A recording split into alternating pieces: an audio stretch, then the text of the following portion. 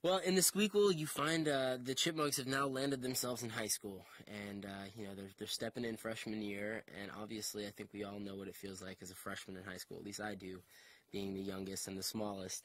You know, it's intimidating, and for Theodore, his biggest, you know, I think his biggest, the theme for Theodore in this film is that he's overcoming certain insecurities and you know hurdles in his freshman career.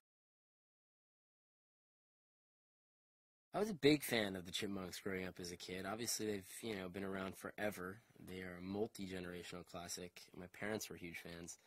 I remember spending every Saturday morning on the couch with a big bowl of breakfast and in my PJs watching the Chipmunks, never knowing that one day I would actually play one of the characters.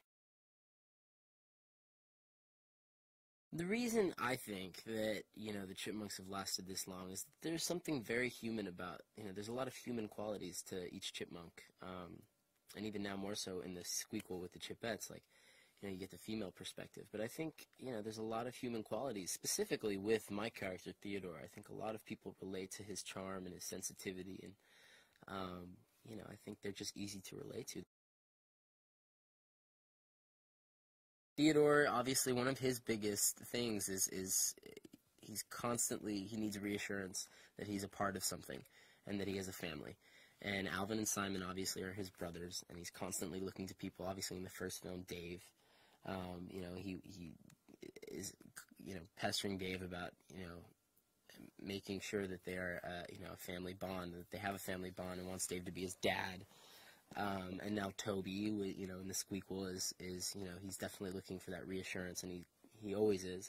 And you know, and now with the Chipettes too, you know, I think they're like best friends. So it really does. That's why it's such a great family film. I think people really can relate to that bond.